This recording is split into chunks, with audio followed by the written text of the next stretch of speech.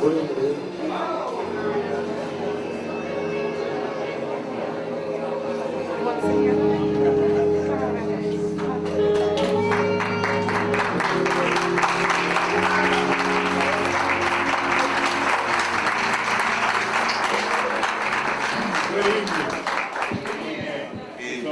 this on? I am to welcome you. Most of you have been here over and over, many members here tonight, to the House of Justice. This is the launching of a Black News Network, Black News Channel, and we want to know what it is about. I'm going to, I can say we need a 24-hour Black News Channel, and we need information, and we need real information. And the concept was one that intrigued me, so I told them they were welcome to launch it here and let us hear what they have to say. And there are many that have different community interests that can then work along with whatever you're led or not led to do. Let me recognize the panel first. To my far left, and pun intended, is the head of the NNPA, which is the National Negro Publishers Association. Ain't nothing Negro about him. He was the former president and CEO of the NAACP. He was one of the Wilmington 10, went to jail in the struggle when he was a younger man. He's also been to jail with me. On the day of outrage, we spent the night in jail, so we've known each other a long time. Dr. Benjamin, he was also the director of the Million Man March 1995. Dr. Ben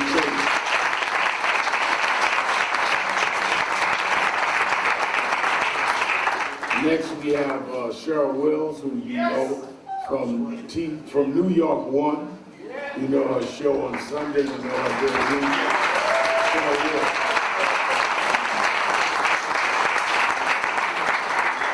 And next we have former congressmen who we have been on different sides of the political spectrum, but always had a respect for one another and a desire to see Black business and Black communications respected. And I think it's important that we can disagree without being disagreeable, and he has always demonstrated that and always lived up to that, to the chagrin of some of his right-wing friends, some of his Republican friends, some of his, I would say, bigoted friends, since I'm home, some of his racist friends.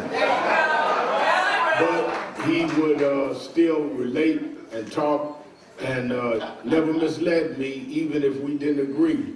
We agreed not to disagree in a way that is not of the interest of what we express, and that is former Congressman J.C. Watts.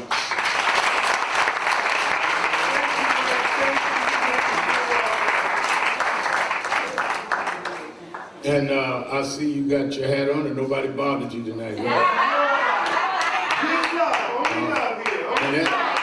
Only love on a Tuesday night, but don't mess with me on Saturday morning.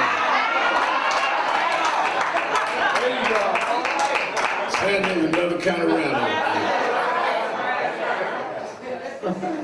I want to acknowledge Reverend Mark Thompson's in the house, one of our members.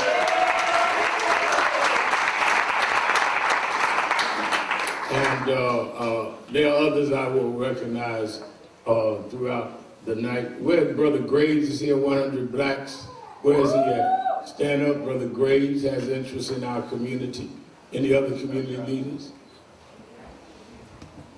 Well, I guess, why don't you all turn to your right and shake hands with the person next to you and welcome the community leaders.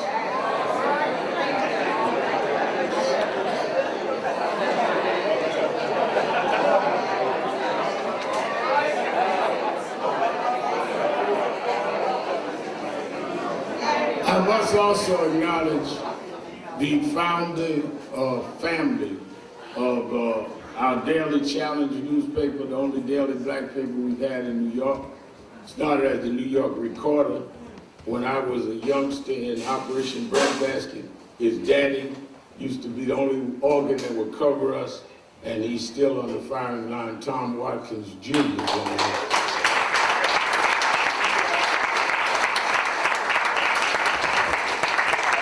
Then we bring a member of our national board who is also an executive at Charter, who is going to carry the Black News Channel, and she has been an activist in the boardroom. We operate from the suites to the streets. Yes. JC's in the suites, I'm still in the streets, but it works.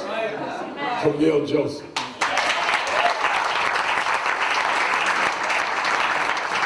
Good evening, everyone. Thank you so much, Reverend Al Sharpton. I'm humbled and honored to be here tonight. I've had the privilege to work with the National Action Network for over a decade, whether I was working directly with Reverend Al Sharpton or the amazing staff here, Attorney Hardy, who's here tonight, who's always so supportive. And I often take a moment to thank Rev, as he's been a mentor and friend throughout various stages of my career. But it's very rare that you have an opportunity to thank someone for their help, even before they knew who you were. And I just want to highlight that, because if not for the social justice movement led by the National Action Network, or the strong leadership of the Reverend Al Sharpton, a young black girl like myself, who's from the Bronx, whose parents are accented Americans, would not have been able to walk through so many doors that are normally held open for people who don't look like me, or don't look like us. And so I want to thank the Reverend Al Sharpton. You know, before Black Lives Matter was a hashtag, he made it a movement. He's been with us and for us, fighting for our rights. And so today at the house that the Reverend Jesse Jackson called the House of Justice, I did want to take a moment to salute the Reverend Al Sharpton.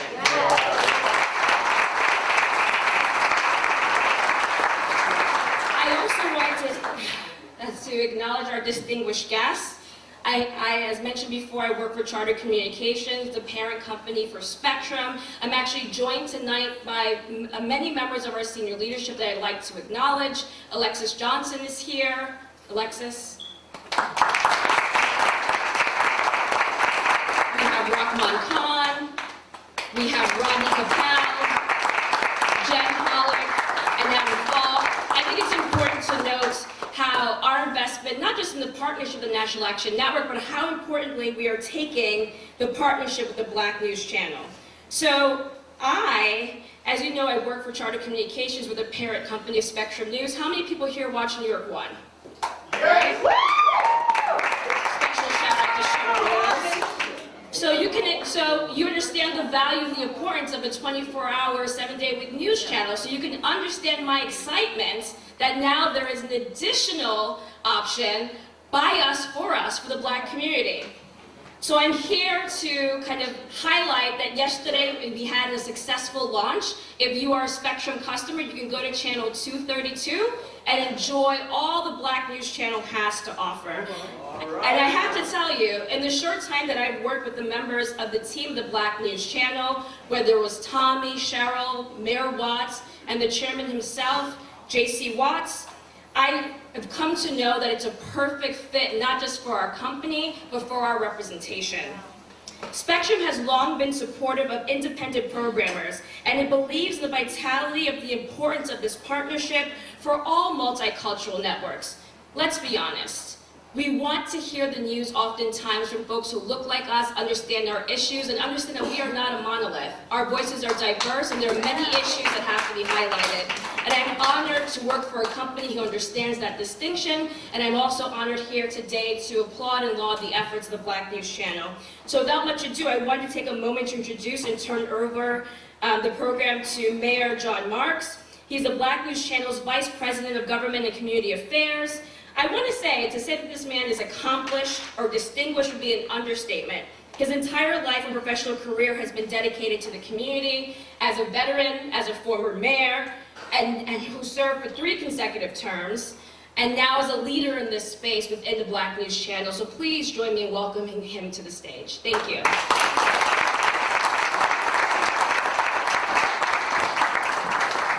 Thank you, Camille.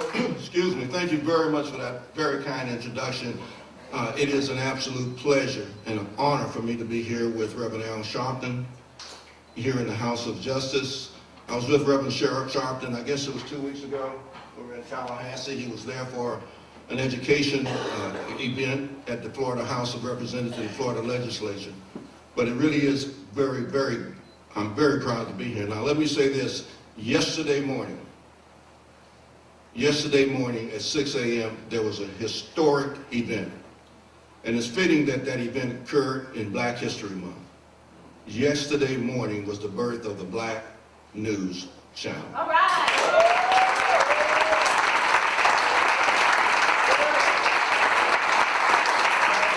Now please understand, we just birthed this baby.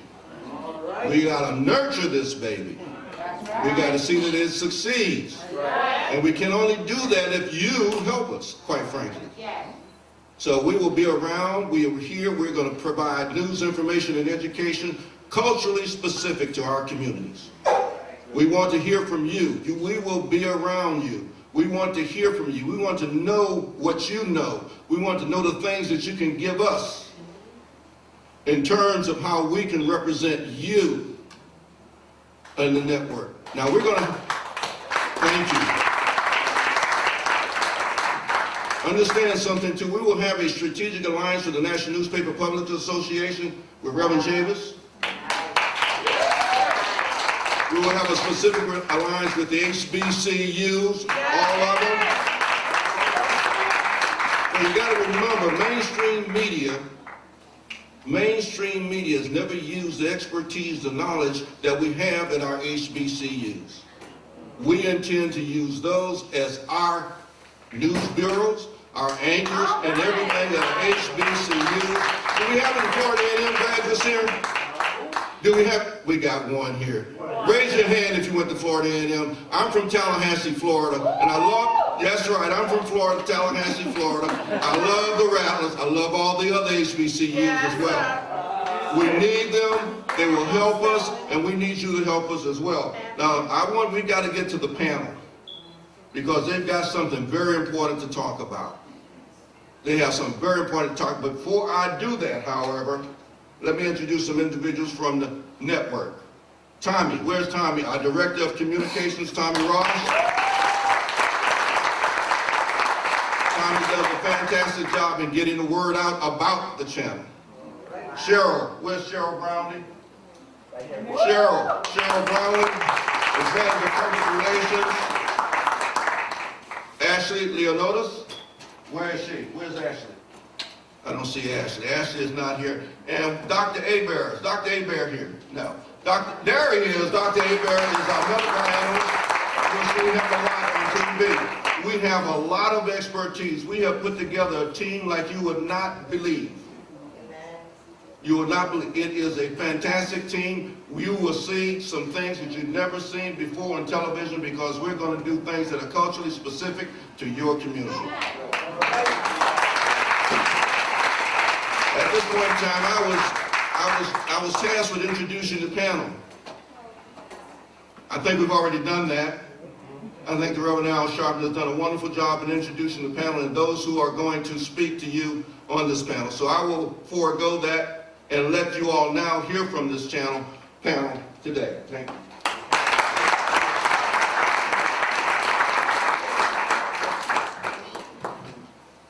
Tell me something.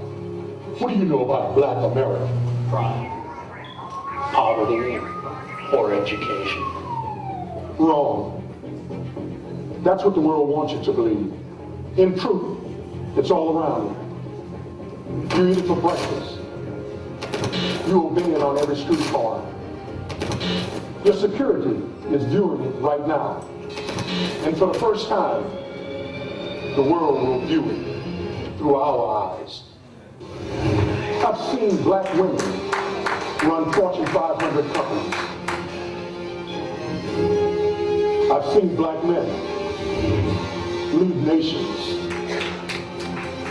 I've seen black athletes perform wonders.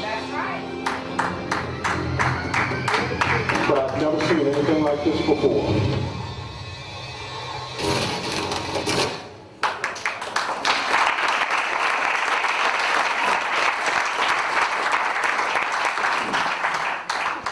All right, let us get started. Do I take the offering now or after?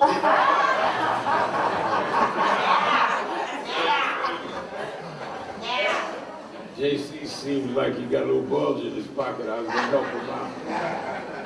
Let me start with you, Congressman. You worked on this for over a decade. What is the motivation behind the Black News Channel? And Reverend Sharpton, before I answer that, I've seen another one of our team members, Morris Williams, who sells ads for our station. I went to, back in 1998, 99, I took a delegation to Africa, West Africa. And if you're familiar with history, most folks will acknowledge that about 80% of the slave trade was from West Africa. And our tour guide gave us a tour. We were in Senegal, gave us a tour. We saw the little huts where they held the African people before they went through the door of no return, never to see the African. That's right, Goriah.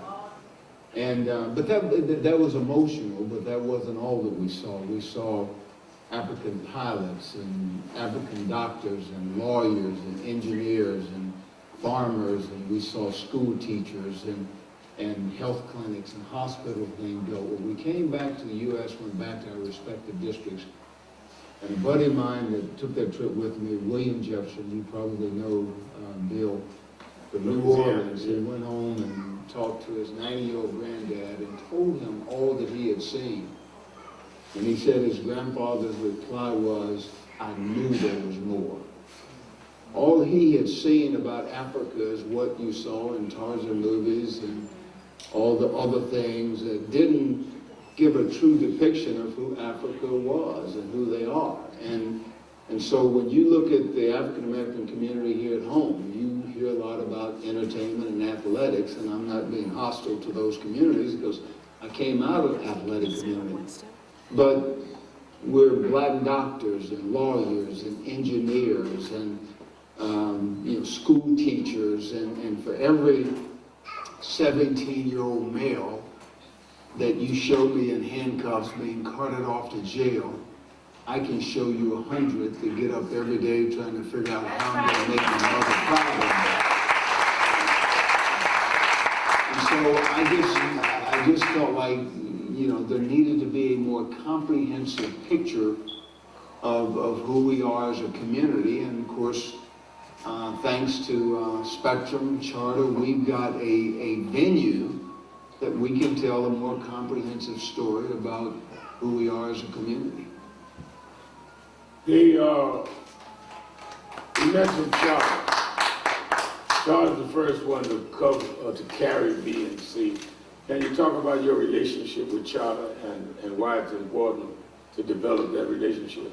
And Doc, you know as well as anybody that BET, TV One, Black News Channel, it won't work without distribution. You've got to have carriage. You've got to have somebody that controls what we see in our front rooms that will say, we believe in your mission, we believe in what you're doing, we believe in this marketplace, this demographic. And Charter was the first one to step up to the plate to say, we believe in what you're trying to accomplish, and gave us distribution. So I honestly could stay here for the next 3 hours and not tell you, how proud I am to be partnering with them, because they came to the table, and once they came to the table and said, we will distribute you, that made us real. That put us on the block.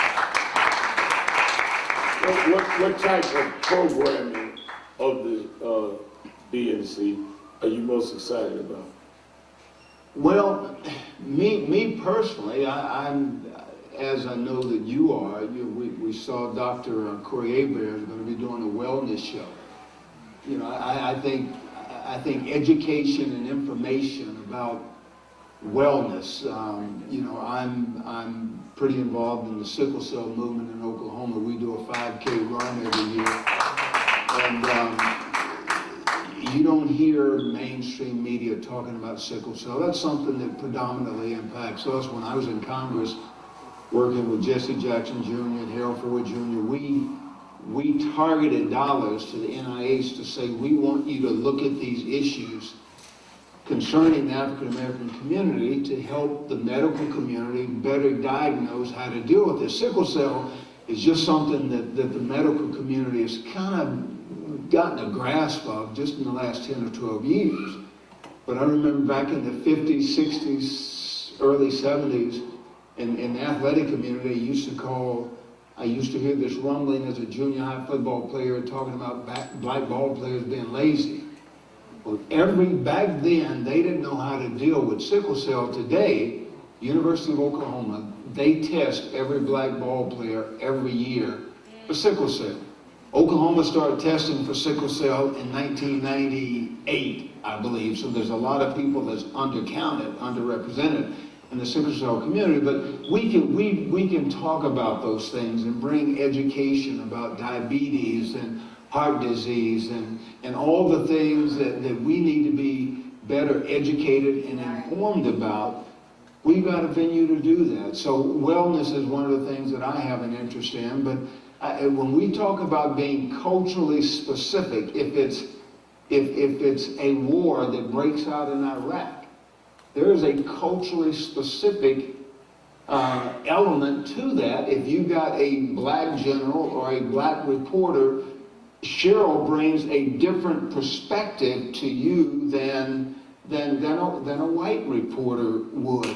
The impeachment hearings, had we been on the air, we had a New York representative, had two black members of the Congressional Black Caucus that led that.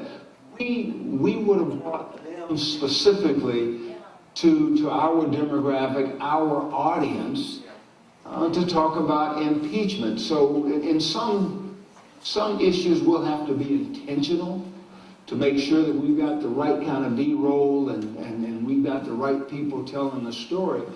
But it makes a big difference when you've got African Americans speaking to African Americans, and so we will be culturally specific to the African American community. And finally, I've often, as I've traveled around the country, I've said, if you're talking about Thanksgiving dinner and you're watching Fox News or MSNBC or CNN, they're talking about Thanksgiving dinner, they're usually going to be talking about, by and large, they're going to be talking about pumpkin pie for dessert and stuffing.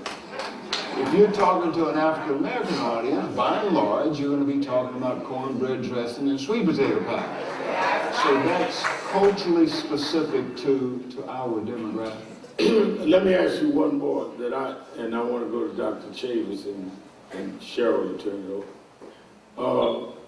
Entrepreneurship. Obviously, you had to put money together. Obviously, you had entrepreneurial skills.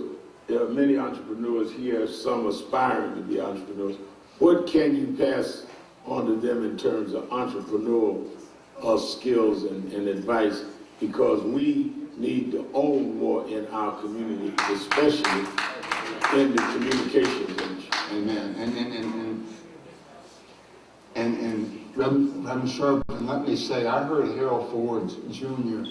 say something back. We overlapped with each other for 4 or 5 years, and I overlapped with his dad when he left and Junior took over.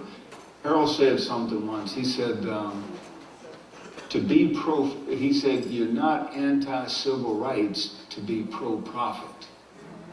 And I was talking to Marcia Dyson a little bit earlier, and we were talking about profit and starting businesses and female businesses and entrepreneurs and so forth.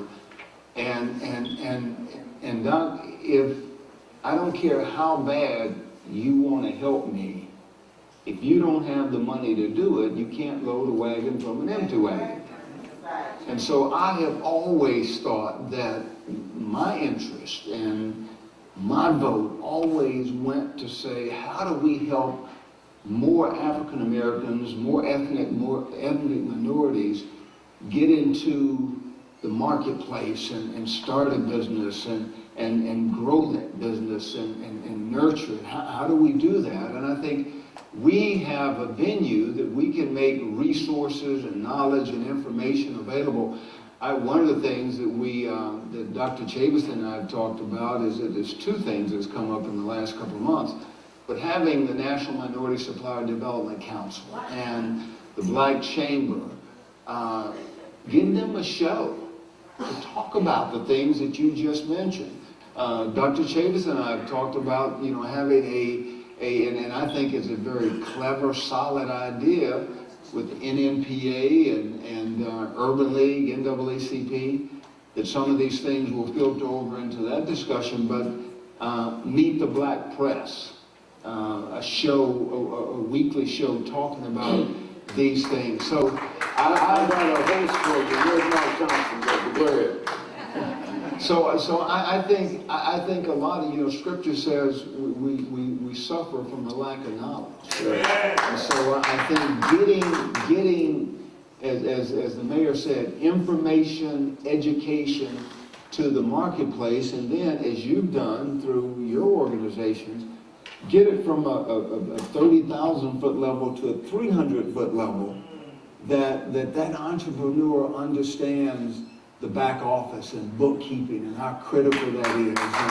And, when you're trying to do business with the government, I learned being on armed services, and I used to say to minority suppliers, DOD contractors are good at giving minority businesses, giving them projects. You don't want to be a part of a project, you want to be a part of a program. A project, and that one piece of information can take a business from ground zero and turbocharge them to the 17th floor, but a project says, I'll give you a contract that'll last for about 6 months. A program says you're part of a contract that lasts for 6 years. So the difference in 6 months and 6 years, where you take a business. So I'm excited that, again, we have a venue that we can bring the right people in to the venue and say, you got 30 minutes every Saturday or however often we put it on air to say, we want to be able to drill down that anybody in here that has a business or is starting a business, we want to tell you, give you information you can use on how to grow and sustain that business.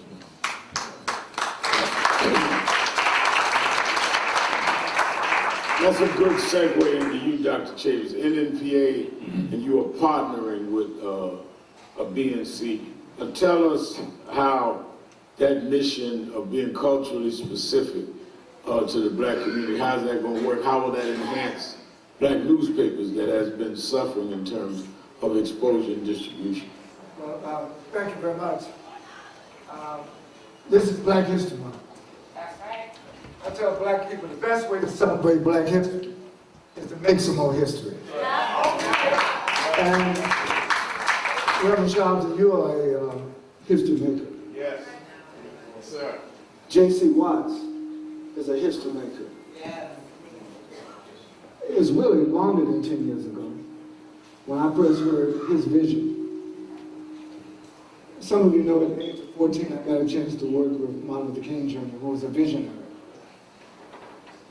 J.C. Watts' vision of having an all-black, 24/7 news channel, TV network, has now come to fruition. So when I heard about it, I told all of my publishers, Tom Watkins was here, we have 230 black-owned newspapers, Reverend Charles, across the country. We reach about 30 million people a week in print. But that's once a week. We need to be reaching 50 million African Americans every minute, of every hour, of every day. But I want to say the potential of the black news channel is just not for black folks. Because the truth of the matter is, as we hook this up, you're going to have everybody watching the black news channel. Because we make the news. So it was in the interest of the NPA to partner with the Black News Channel. It's in our business interest. I want to say something about Spectrum and Charter. This is not a charity thing. This is business. This is a good investment for Charter and Spectrum because they're going to get a return on their investment. Black people, the consciousness of black people, we set trends that impact the whole world. We're just not talking about America. We're talking about what you saw in Africa. Well, we're going to hook up the whole African diaspora with this black news channel. And there's some other brothers and sisters right now. Mark Thompson. Now, I'm, you know, in the House of Justice, we can tell the truth. He got put off the air after 14 years of speaking and articulating the interests of black people. Sirius XM put him off the air because we don't own Sirius XM. But black people are the owners of the Black News Channel. That's what we predicted. The visionary. See, Jesse Watson is kind of modest. He was a black quarterback at the University of Oklahoma. Lord have mercy. In Oklahoma. He's a conservative Republican. I'm a liberal Democrat. But this ain't about Democrats and Republicans. This is about black folks. It's about black folks doing something for ourselves, waking ourselves up, and so we want to fall back to sleep. That's why they didn't kill it. That man is my partner. And I'm going to be his partner. And we're going to spread this word. Even tonight, this is this string. I'm going to have this on all the black newspapers tomorrow morning. We got websites. We got social media. Where is it? My son is here. My 28, 29-year-old son, he's on social media all out. Black Millennial Voices. We're going to put this out. Because, Reverend Shelton, we got to raise up a new generation of freedom fighters. You know, we got to raise up. If we don't raise them up, they will not come up. There's so much that puts down black people. Now we are lifting up black people through the Black News Channel. I'm excited. I'm enthusiastic. We're going to make this work. Got another sister out there in the audience who's a lawyer. We're going to have a legal program. Give our brothers and sisters some legal advice on the Black News Channel. Get our people out of jail. There's too much mass incarceration. There are all kinds of issues that impact our quality of life. And I want to say something, I think I've never said this publicly. When you're out there standing in front of subway trains, because there was so much police brutality going on in this city. You didn't ask me to come join. I volunteered myself to go to jail with you. Why? Because you were on the right time, you were on the right person, and you had the courage to stand up. And when one of us has the courage to stand up, the rest of us ought to have the courage to stand with our brothers and sisters when they're doing something right. A lot of Negroes, come on, Gayle King, a lot of Negroes,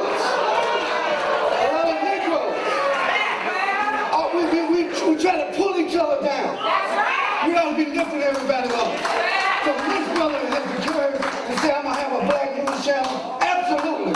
The National Newspaper Publishers Association, we're a partner at the beginning, and we're going to be a partner all the way through it.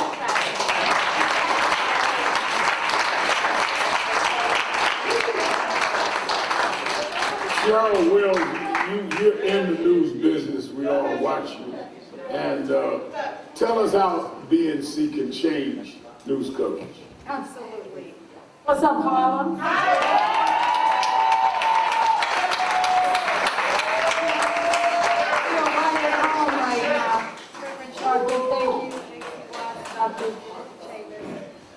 I want to say this. When New York One started, I was there, July 13th, 1992. And one of the chief concerns I was a young journalist. I had only worked as a PA before.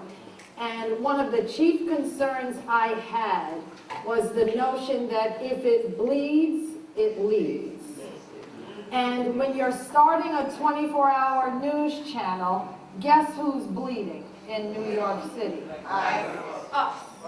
And I was deeply concerned about that loop of showing our people bleeding over and over every 30 minutes. And one of the things I took upon myself as a charter member of New York One was to make sure that there was balance. If you could show the bloodshed and you could send the cameras to all the mayhem, then you better send them to the schools to show the children who are also excelling and doing positive.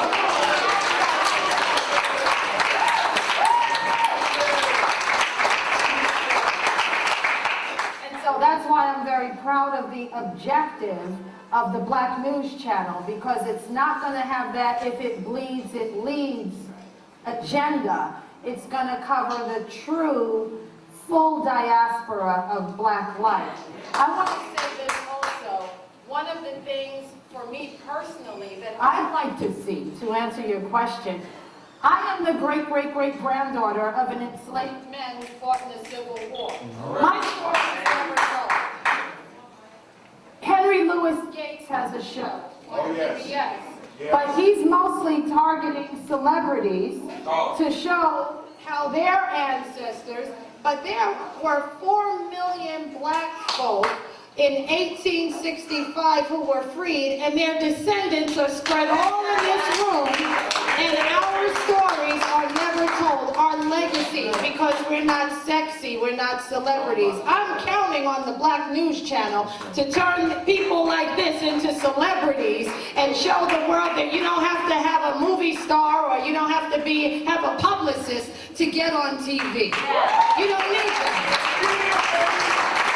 So I'm really excited for this venture. This was a long time coming, and I'd like to thank then myself and other conscious journalists, because we have unconscious journalists, and then we have conscious journalists. I'd like to think I'm on the conscious side. And for the conscious journalists, you have a responsibility, and it's a big one. And we're looking forward to a true balance and representation of who we are, the greatness of who we are. That's not shown. If we started something ugly in here right now, suddenly every camera in New York would bust through the door. But you see, we're doing something positive. New York One is right there. That's the main camera I see. And we are going to be doing a story. We did a story based on you getting ready, and we are going to do another story now that you've launched. So as a journalist with 30 years experience on the streets of New York, I want to say congratulations, and we're counting on you to do the right thing.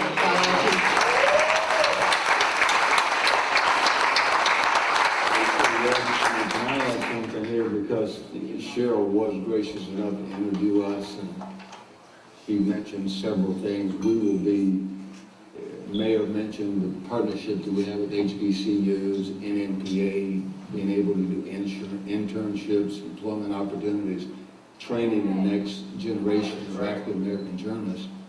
But I saw a survey in about 1996, and you asked me early on what was my inspiration. Another thing that I thought about was 1996, I saw a survey back when I was a kid, and if you're 45 years older, you can relate to this. We had 3 networks. Everybody saw the same shows. Right. You know, Andy Griffith, Gunsmoke, Highway Patrol, whatever the show was. But today, in 1996, I saw a survey that said the top 10 TV shows in the black community were totally different than the top 10 TV shows in the white community, the white and black community. Number 1 in the black community was Steve Harvey. Number 1 in the white community was ER. But ER also made the black community's number 10. It was only one that overlapped. And so I wanted to peel the onion a little further to see why was that. And the research showed the only reason ER made the top 10 in the black community was they had a black cast member by the name of Denzel Washington. So it matters when the news is reported by someone that looks like Cheryl, looks like Reverend Sharpton. And usually on the mainstream news shows, now Doc will kind of force in African Americans' perspective, but usually on Fox or CNN or MSNBC. When you, because I used to do work for Fox, I was under contract with them. We were not talking about issues that were culturally specific to the African American community. Now again, I've seen Rev on these shows that he'll bring that black perspective in because of his life's work. But generally, they're trying, when you look at 10, you take 10 people, 7 white, 2, and this is just the realities. 7 white, 2 black, 1 other.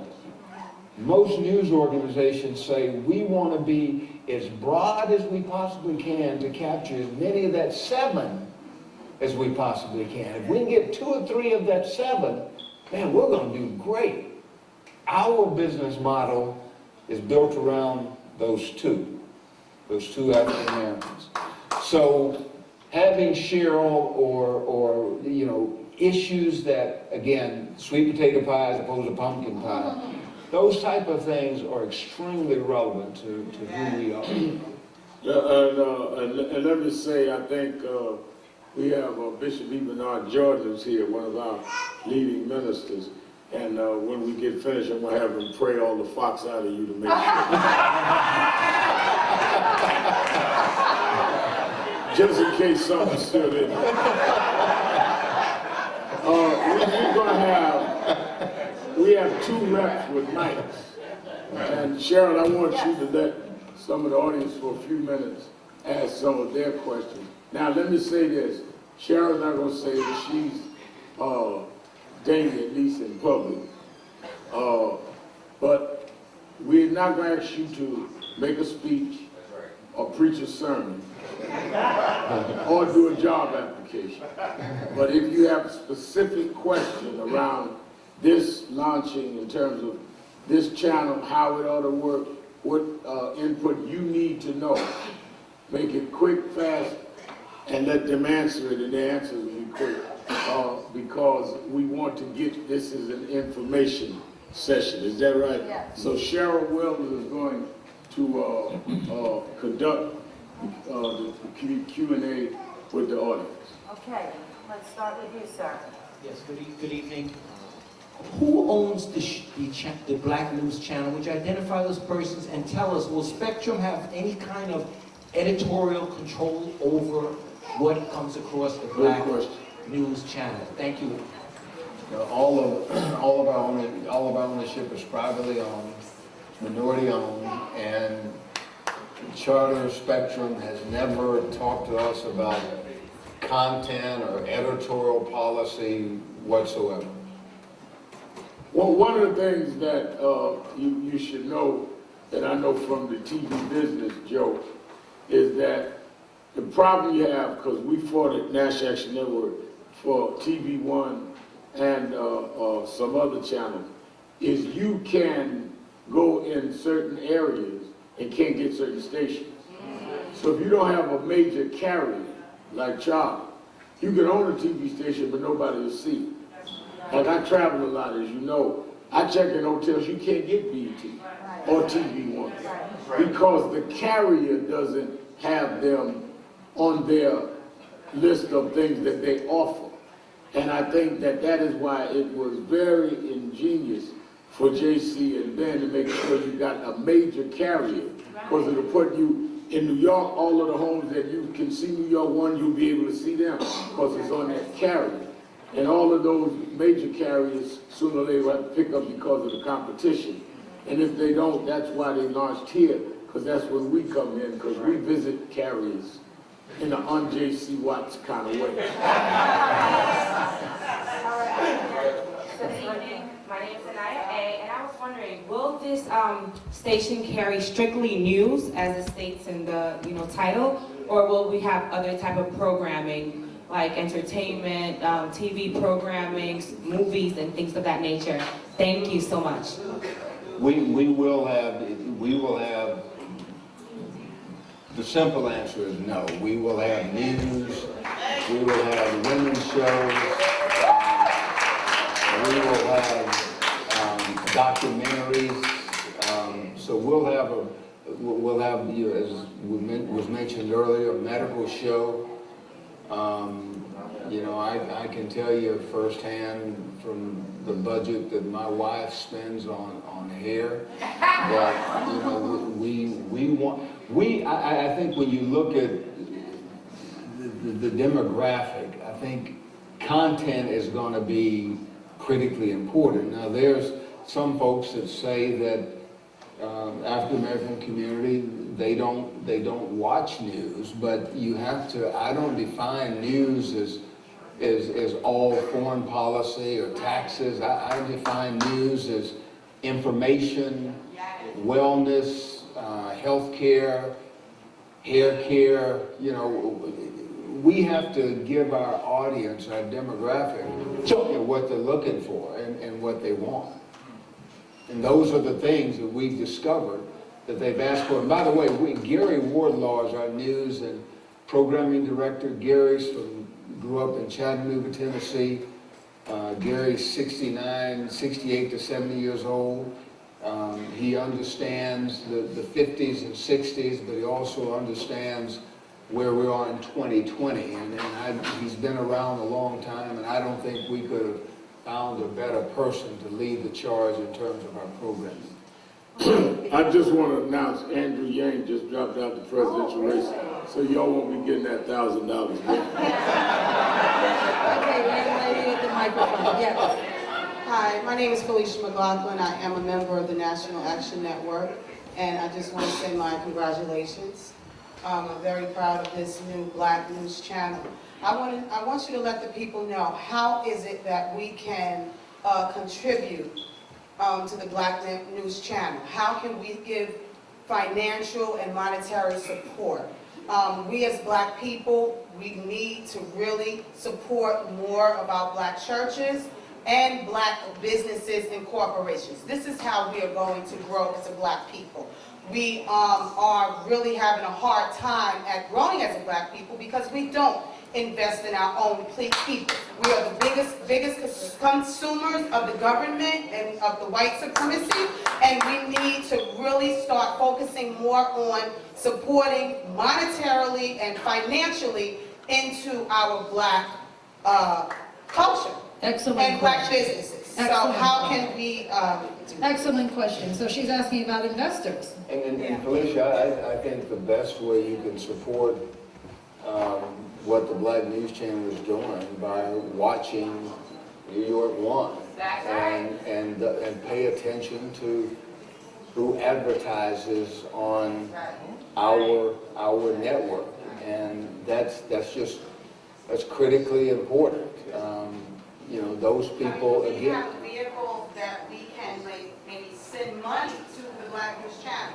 We have vehicles where we can support the channel. I mean, how is this channel functioning? How are you functioning financially to keep this thing going? You don't need help. Right. Well, what we need, we continue to need the right people distributing us in African American households around the country, just like Charter has done. And I know Reverend Sharpton, I've heard him talk about these things ever since I've known him, and he's been on the scene. It's support those that support what you care about, those advertisers. And if it's Ford or Toyota or General Motors in terms of cars that you see advertising on a network, it matters if you say, Reverend Sharpton told us to buy your car because you gave to XYZ, the food basket or whatever the cause might be. So that's the best way you can help us, is just the products that you see advertised on our network. Let me also say this. We started what we call the Madison Avenue Initiative in NAM. We did a study. Tom Watkins knows this. Lloyd Williams is in the house. Harlem Chamber of Commerce was involved. We started with Percy Sutton. We looked at the top radio stations in New York. You had #1 station in New York at that time was WBLS. It was owned by the Sutton. number 16 radio station was a white station, yet they were the number one in advertising revenue. So there was a memo from a media advertising company called Katz, remember K-A-T-Z, that told advertisers, don't advertise on black radio. You want prospects, not suspects. We got a hold of the memo and started jumping on the advertisers, doing picket lines and all, because we said that since you sell in our community, you have to advertise on our station, but we got to buy your product. So when he talks about the advertisers need to know if we don't see you on our news channel, we don't buy your product. So we're not asking for people to give their little $10 or $20. They've raised the capital to start it. We've got to force the advertising dollars that we spend every day. Y'all going to buy Starbucks and get all of that fatty in you. Are they on the news channel? And you can say to these people, if you don't advertise where I get my news, I'm not buying your stuff. And Dr. Chambers. Yeah, I just want to add that I'm so glad that sister asked that question. The advertisers are looking for numbers, metrics. That's right. If the Charter Spectrum channel here in New York is 232, is that the channel? Channel. You mean on the cable? Yes. Yes. Spectrum channel 232. If the word goes out from here, if black people in New York City, the largest city, would start watching channel 232 on Spectrum, the advertisers will be contacting, how can I get on the black news channel? Right now, black people, we over-index on Facebook. What I mean by over-index? Yeah, we do. We are disproportionately supporting companies that don't put money back in our community. We over-index on Instagram. We over-index on Twitter. We over-index on networks that don't support us. Now we got our own network. At least we can do is to keep that channel 24/7 on 232 on Spectrum.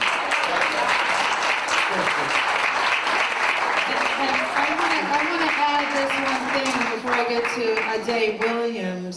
I want to add this one thing. I'm the only black woman primetime anchor hosting a show every night live at 10. My show is sponsored by Honda. When it comes up, it says live at 10 is brought to you by Honda. Y'all go out and buy a Honda, I'm going to make it another 5 years. So that's what they're looking for. And by the way, in cable, they know what you're watching. They DVR the shows, DVR in focus, DVR live at 10. They know what you're watching. Ade Williams. And Cheryl, let me add, Dave, just 1 second. New York, and Morris will back me up on this. New York, for any broadcasting facility like us or anybody else, New York is the #1 market. That's right. If you don't buy it, it's going to be tough for them to survive. That's right. So, Ade Are you Williams. planning on doing any live events like panel discussions or live broadcasting like this? And secondly, are you planning on doing any podcasting, recording of your shows that people can hear on their phones later? And in English, y'all gonna do something at the Apollo line. we would love to partner with Apollo, and yes, we'll do town meetings. We're talking to some of the political organizations, campaigns now to do town meetings. They, Rev would be a great facilitator, for something like that. But yes, as a matter of fact, we've even had one of the political campaigns, and I'm not embarrassed to tell you, ashamed to tell you, or it's no secret, Mike Bloomberg just made a pretty substantial buy with us because he's saying, I want to make a solid run at that. Bring them to the bank and stop it first. Another news flash. Young Chopper said that game was out. Yeah. Candidate gang is out. I guess maybe Mike Bloomberg is listening to this program. Because just this evening, Mike Bloomberg bought the largest single ad buy in the black press in the history of the black press. Wow. He just transferred $3.5 million to the black press for ads in our newspapers. Now, the reason I'm bringing No, this that's up, because the audio came out of that's it. right, but the reason I'm bringing this up, Democrats and Republicans have been taking the black vote for granted. That's right. That's the issue of whether or not they're going to advertise on our channels, and our networks, on our newspapers. And I think that the candidates that are taking the black vote seriously, they're spending the money. So I think the future of the black news channel is very bright, to the extent to which we support. I wish we could extrapolate this audience, Reverend Sharpton, all over black America. And Harlem is still the cultural capital of black America. So if we started here, the team was so good, it would go all over black America. But let me say this, Cheryl, that we need to know is that tonight, as he talks about the revenue in Harlem and going in New York and going to 232, and you talked about the cultural center. This is the first time in my lifetime, and I'm younger than y'all, I don't know about the 50s. But it's the first time in my lifetime, I ain't younger than you, sure. There is not a black-owned radio station in New York. Wow. First time in my life. We used to have WLIB, WBLS, WWRL. We own none of it. And that's why we are operating on information at the mercy of other people. Very important. Yes. Good evening. My name's Dawn Simmons. I'm a member of DAN and Second Chance Program. Thank you for being here and for creating this channel. I'm asking two questions. One, will you all be on BIOS? No. Eventually, okay. And then the other question I have is about mass incarceration. You know, that is a real big issue, you know, throughout the country. I even wrote a book on mass incarceration, and NAN has been very active with trying to help people who are dealing with these issues, and there was a huge riot down in Mississippi. So my question to you is, will you all be going down and reporting at these rallies in these different various prisons, especially in the South, because of the horrific circumstances that people are living under, and to try to make some kind of change? Great question. Well, and to answer your two-part question, because I think someone else had kind of, I think, touched on the different platforms. We have to be where our demographic is, and we are not on FiOS at this point. We are in discussions with Verizon, and I think we're gonna get them. And we at the end of this month, we will be on Roku, Vizio.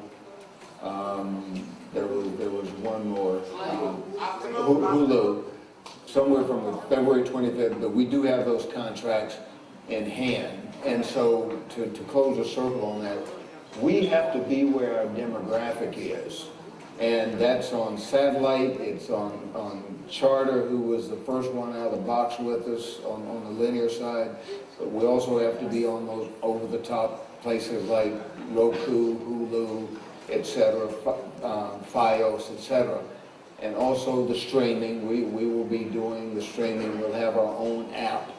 So we will do that. Now to your second question about incarceration reform. I was one of the few Republicans that voted with the Democrats starting in 1995, my freshman year in Congress, on crack and powder cocaine disparity. And as people were lobbying me saying, you know, don't vote that way, don't vote that way, I said, there's nothing you can show me other than crack cocaine is used primarily by poor people and people from the rural parts of the state, of the country, like Eufaula, Oklahoma, where I'm from, population 2,800 people. Those are the people that use the crack cocaine. Powder cocaine is used by the Wall Street people. And there was just a real disparity. Now, and I continued to work on it after I left Congress, and we finally got that disparity, you know, it's not as broad today as it was then. So incarceration reform, and this is just kind of something that I think is appropriate for this. I was asked to chair a commission called the Colson Task Force to study federal incarceration. In 1980, the Federal Bureau of Prisons, 1980, they had 20,000 inmates in federal prisons. When we issued that report to President Obama and the Congress and the Justice Department in January 2016, it had grown to 210,000. 42%, more than 40% of the federal inmates were low-level, nonviolent drug offenders.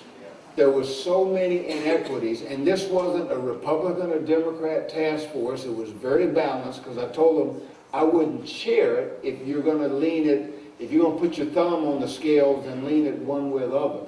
So incarceration reform is an issue. I've been on the front line of that for the last 25 years.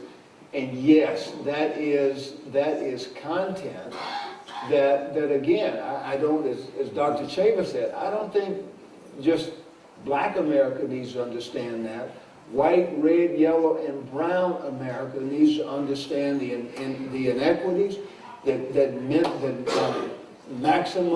minimum sentences have played an impact, have had a detrimental impact on families, on a disproportionate impact on the Black community. And this wasn't just JC saying this. This was law enforcement that was on that panel, the faith community that was represented on that panel, liberals that were represented on the panel, conservatives that were represented on the panel, that all concluded the mandatory minimums, they've had an impact, how they've impacted families, how they've disproportionately impacted the Black community. So you asked me at a time and I built your clock there, but nevertheless, yes, that is the kind of content that we look for. We're going to take about 2 more, but I want to say this, and Cheryl's going to end it, and then I believe Dr. Chavis and JC's going to be around if you want to shake hands, see his cowboy boots. But you never know who's going to show up if you launch something and do something, and you certainly never know at the House of Justice who's going to have. I want to acknowledge our national Bishop Jordan. We have a young lady in the house who will entertain. She's not going to do it tonight, but I want to acknowledge. Come up here, Carol. She's a singer, but you know her daughter, Nicki Minaj. This is Nicki Minaj's mother.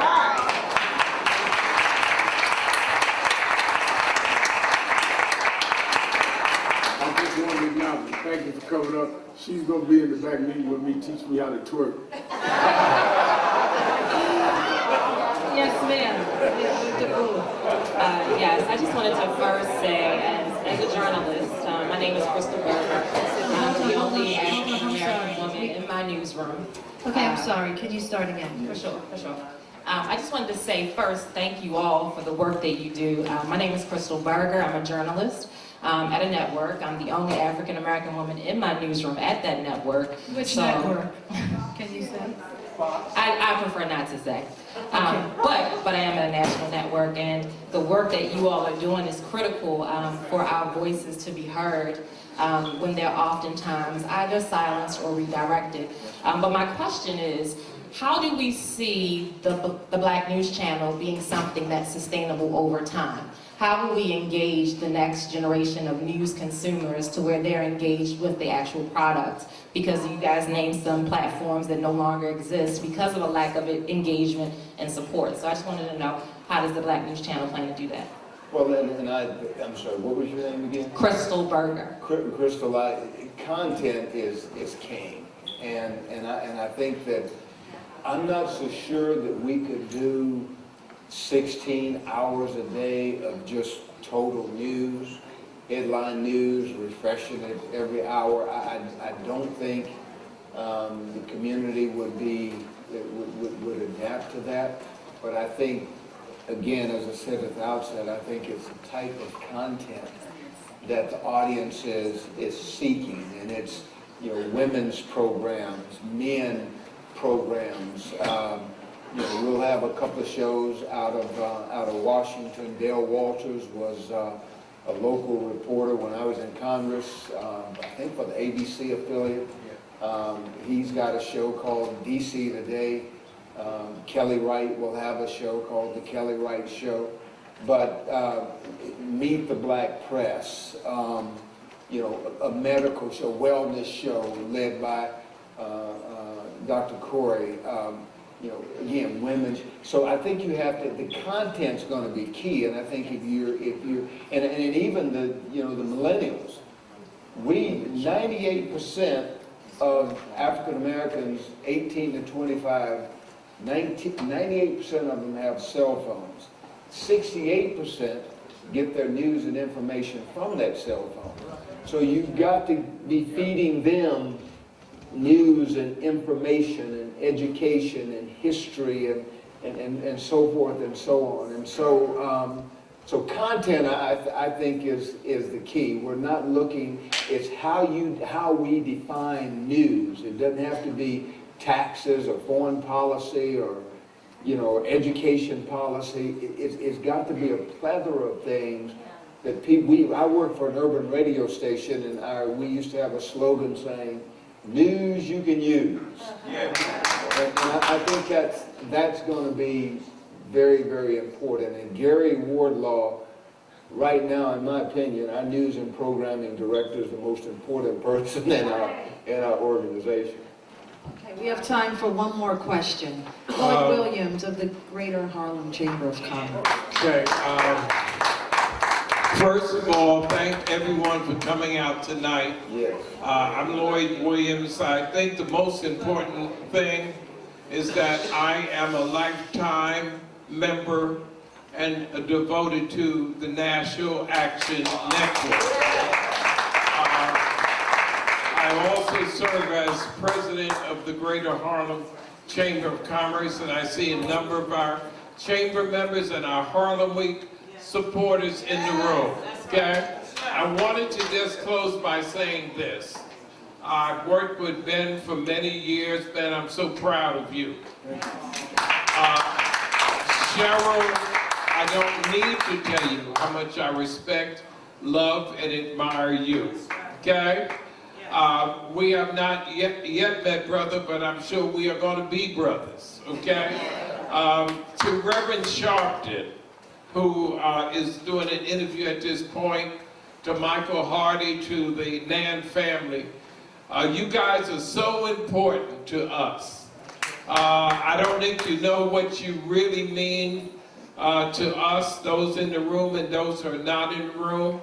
I want to particularly thank Spectrum and Rodney Capel, this great brother right here, for making sure there's a connecting linkage with the black community, with Charter and Spectrum, and the concept of a black news channel is, oh, thank God, thank God, thank God. So I just ask everyone, if you join me and get up and give them a hand for what they are doing. Thank you so much.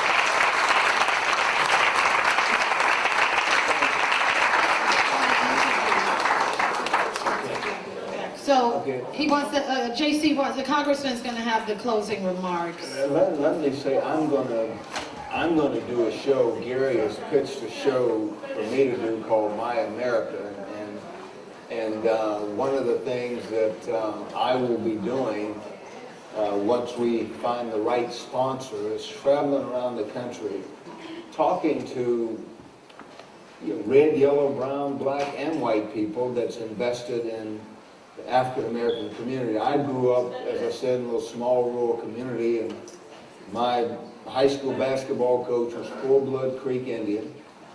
My high school football coach was white. And my father was full-blood black. And so I've had men of all colors that's invested into my life. And one of the things, as I said, I want to do with this show is to take people that you wouldn't think would maybe have anything in common and sit down with them face to face and say, what makes you do that? Why did you take this on? And one of the people I want to talk to is Reverend Sharpton. Grew up, in a very different African-American community than I did. But I do remember those days that I couldn't swim in a public swimming pool. I had to sit in the balcony of the movie theater. I couldn't sit down below with my white friends. Some of my white friends quit the football team when they moved me to quarterback, said they didn't feel right playing behind a black quarterback. And although Reverend Sharpton and I may disagree on some things, we recognize we have a whole lot more in common because of the 60s and the early 70s when you didn't see black quarterbacks. Reverend Sharpton was out there on the front line saying, why not? Robert Kennedy said, some people see things as they are and ask why. He said, I saw things as they never were and asked, why not? Why not? Well, today, it's kind of a common thing to see black quarterbacks. Patrick Mahomes and Russell Williams and Donovan McNabb. Yeah. So those are the common connections that I think America can learn from. And as Dr. Chapin said, not just the black community, but the white community. I want my grandkids to see a black female journalist. I remember the days that we had the discussion in my early days of football. We were debating a female sports reporter in the locker room. Today, it's no big deal. So, and the last thing I want to say is this. My 7-year-old daughter, when I was in Congress, the day we were sworn in, if you were 11 years or younger, the kids could go on the floor with their parents. And so I was introducing my 7-year-old daughter, and this is why women's programs are very important to me. My 7-year-old daughter, I was introducing her to all these male members of Congress, and my 7-year-old daughter said, Daddy, do you have any women congressmen? I introduced her to some female congresspeople, but 7-year-old mom, we have to give our kids and our grandkids a picture of what it's supposed to look like. To say, yes, you have female journalists. Yes, you have black quarterbacks. Yes, you have black women leading Fortune 500 companies. Yes, you have black men leading nations. And if we don't give them that picture, show them that picture on the box of what it's supposed to look like, they don't get it. So we do have, as black newspapers, as black journalists, as a black news network, we do have a responsibility to say, yes, there's more to us than sports and entertainment. We're so much broader than that. So thank you all as well for coming. Very quickly, we don't want everyone to, as we used to say in the 80s, bum rush the stage. So we need interviews. We need to get the word out. And we do have members of the press here, and we need to do that by the step and repeat in the back where it'll be quiet. So can we get the interviews out the way, and then you come back and shake hands with whoever chooses to remain? Is that all right? Yeah. And so can I ask New York 1 to go in the back, please, for interviews? where it'll be quiet. If there's any other, Camille, is there any other major media? BronxNet, I believe, is here. Let's get BronxNet in the back to get some, because the more people that know about the Black News Channel, the better. So let's invite the media to the back, step and repeat. We'll get the interviews, and then the congressman and Dr. Chavis are happy to meet and greet. And we do have to get that done first and foremost. So thanks everyone for coming. And don't forget to watch New York One every night at 10 p.m. and In Focus every Sunday, 10:30 and 3:30.